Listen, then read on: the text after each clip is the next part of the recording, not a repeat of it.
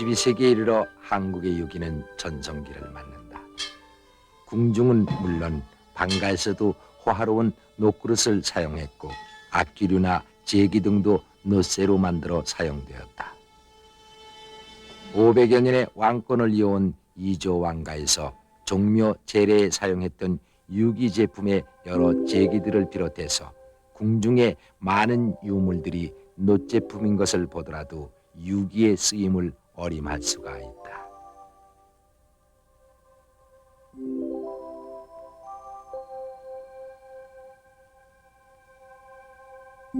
암행 의사나 지체 높은 관리들이 신분 증패로 소지했던 마패와 순장패 또한 유기로 만들어진 것들이다.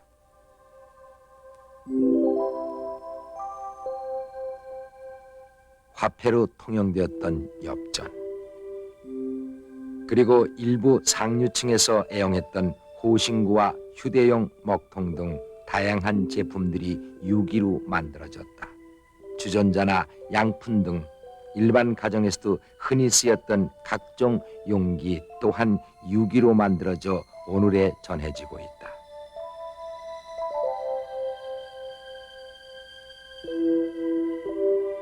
사찰의 불기며 성당의 의식용 기구들도 놋 제품으로 된 것들이 많다. 유기는 이렇듯 고금을 통해 폭넓게 사용되어 왔다.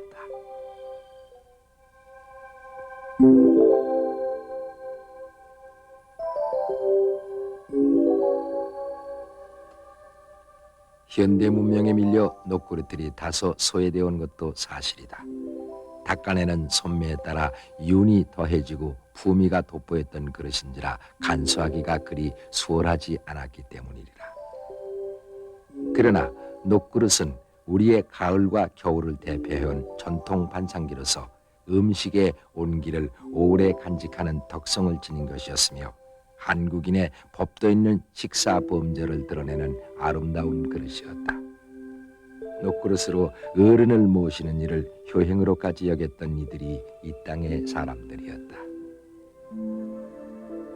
녹그릇을 닦는 일은 여인들의 중요한 일과였으며 정겨운 풍속이었다. 곱게 빻은 기악가루나 볏짚을 태운 재로 묵은 녹을 닦아내며 머지않은 가을 밥상을 예비하고는 했다. 찬장 깊숙이 간수해뒀던 놋제기도 제사 준비를 위해서 정갈하게 손질된다. 어렵게 만들어지는 만큼이나 정성스럽게 건사되며 쓰이는 놋그릇. 그래서 놋그릇은 다양한 생활용품으로 쓰였을 뿐만 아니라 제사에 바쳐지는 그릇이기도 했다. 조상에 대한 이해를 생활의 근본으로 삼았던 한국인들에게 제례 행사는 곧 살아생전의 효행심의 연장이었다. 그래서 제기와 제물을 마련하는 정성은 극진했다.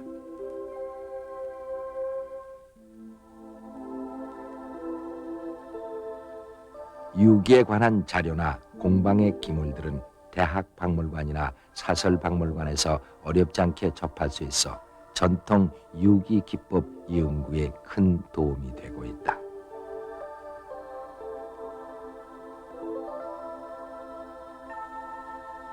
(60평생을) 유기 제작에 몸담고 살아온 이봉주옹은 가끔 시간이 날 때면은 박물관을 찾는다. 선인들이 사용했던 기물을 둘러보며 유기 공방의 열기를 느끼는 것만으로도 그는 적지 않은 위안을 받는다.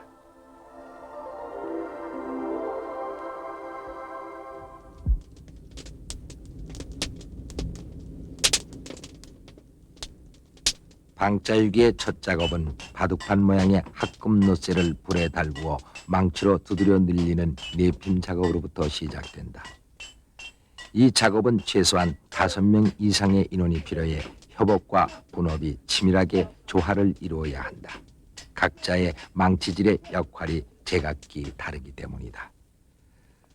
놋쇠는 적당히 달구어진 상태가 아니면 쉽게 깨어지거나 문드러져 숙련된 경험을 필요로 한다. 쇠가 넓혀지고 그릇의 모양이 잡혀감에 따라 여러 장을 겹쳐 작업한다. 순전히 수공으로만 가능한 방자유기의 작업에서 노련한 원대장의 통솔은 거의 절대적이다.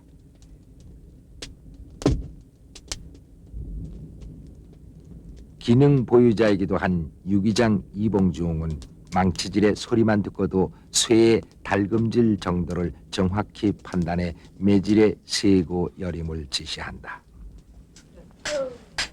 기계의 자동화가 보편화되어 있는 오늘날 그가 굳이 힘든 손작업만을 고집하는 이유는 제품의 질도 지리려니와 어릴 때부터 몸에 밴 어쩌면은 모성애와도 같은 끈끈한 정을 기계 문명의 뒷전으로 매정하게 떨쳐버릴 수 없기 때문인지도 모른다.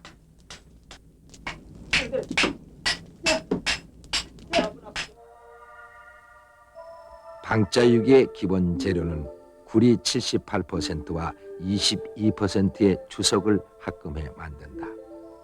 합금 비율이 정확치 않으면 방자유기는 깨어져서 망치질이 되지 않는다. 1200도의 열에서 40분 동안 쇠를 녹이고 또 40여 번 동안 쇳물을 끓여야 완전히 용해된다. 용해된 쇳물을 물판에 부어 작업에 알맞는 크기로 붙이는데 이때 조금씩 톱밥을 뿌려 식혀지는 열을 조절한다.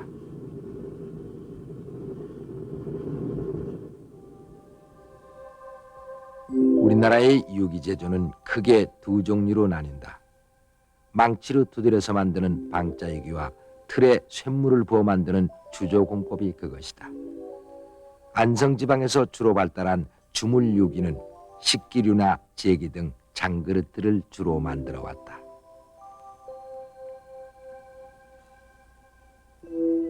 주물유기의 재료는 구리에 주석을 섞거나 아연 혹은 잡쇠를 섞기도 하지만 역시 주석을 섞어 만드는 것을 상쇠라고 해서 으뜸으로 친다.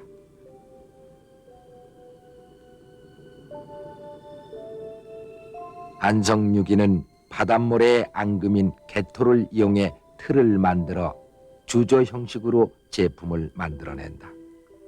방자유기에 비해서 손쉽게 만들 수 있는 장점을 가지고 있어 대량 생산도 가능하다. 그러나 특별 주문 제작을 하기도 했는데 이를 안성맞춤이라고 해서 유기의 대명사처럼 불리워져 왔다.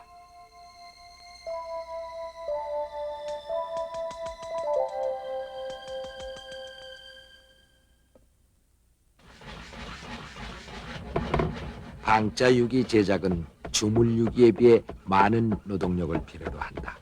그래서 이용은 근래에 들어 내핌질만한 특별한 경우를 제외하고는 동력을 이용한다.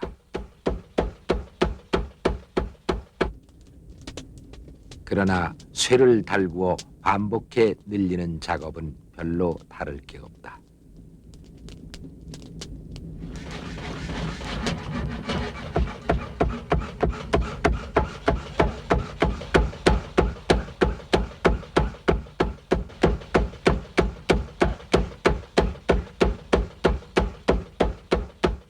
(8kg이나) 되는 큰 지게지만은 달관한 이용의 손놀림은 가볍기만 하다.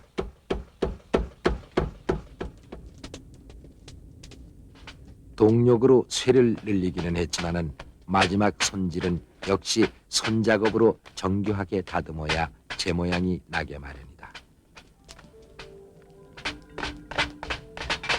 방자유기의 특징은 두드려 쇠를 늘리기 때문에 쇠의 입자가 압축되어 재질이 단단할 뿐더러 녹도 쉽사리 슬지 않는 것이 일반 유기와 다른 점이라고 할 수 있다. 우김질이 끝나면은 포개진 것들을 한 장씩 떼어내야 된다.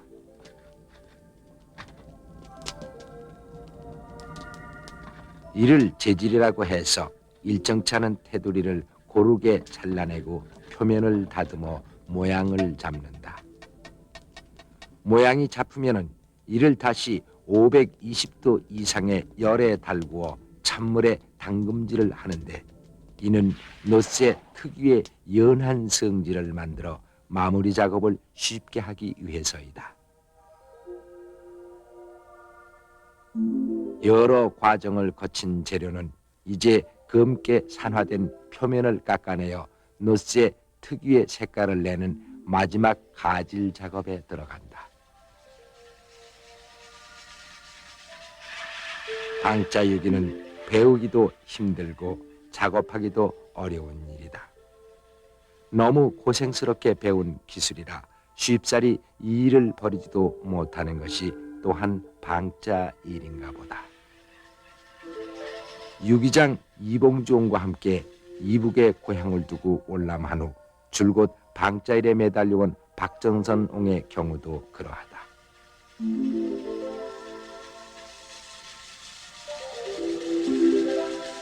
며칠 쉬어볼 요량으로 일선을 놓아도 어릴 적부터 뼈에 밴 유기 공방의 후끈한 열기가 그를 가만 놓아두지 않는다.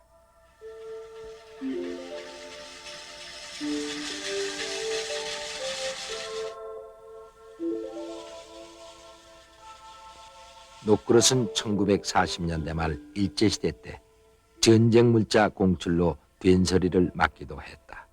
그리고 해방 후 한때 경기가 되살아났으나 그것도 잠시뿐.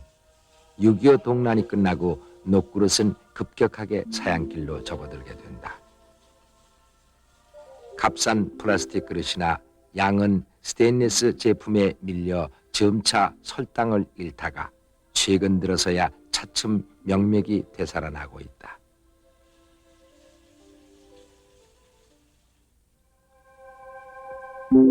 어렵사리 만들어진 방자유기는 한국 금속공예의 아름다움이 유감없이 드러난다.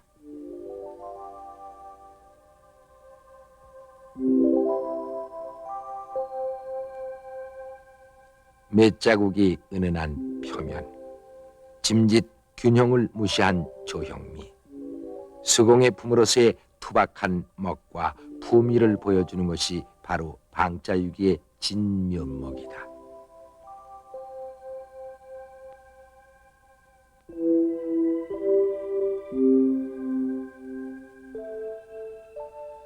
유기장 이봉주옹, 그가 유기공방에서 집으로 돌아오는 시간은 늘 일정치가 못하다.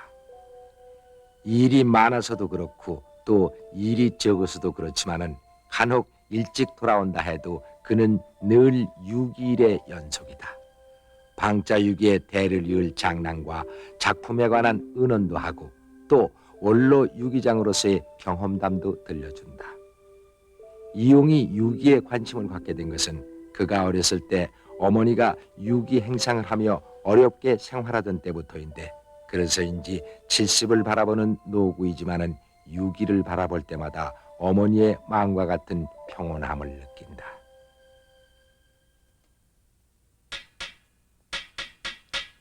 두드려 만든 방자유기는 유달리 청아한 소리를 낸다.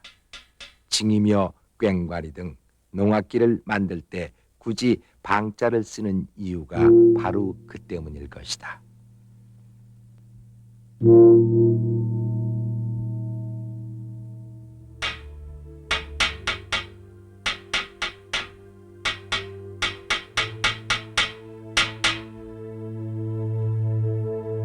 남다른 집념으로 어렵게 만들어낸 대징.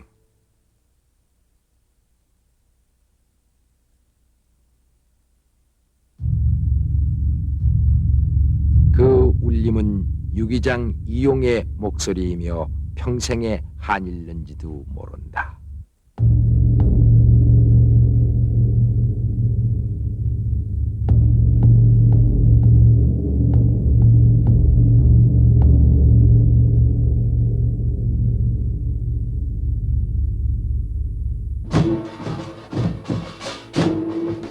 방자유기는 한국인의 농악기로서도 굵은 맥을 잇는다.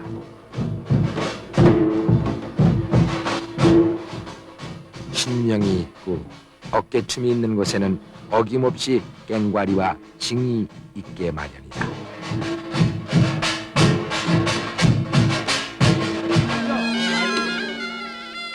불교의식에서도 영각이며 바라 등의 악기가 방자유기로 제작된 것들이다.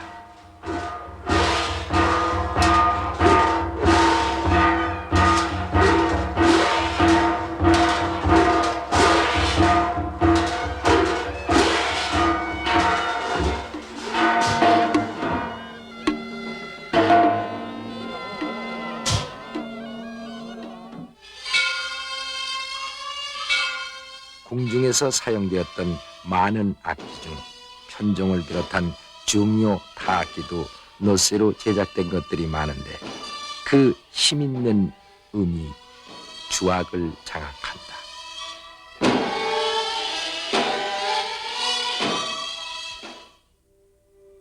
평생을 방자일에 몸바쳐온 유기장 이봉주. 청아하고 여운이 긴 방자의 울림. 그 울림은 어쩌면 수천 년 이어온 한국인의 심성의 울림일는지도 모른다.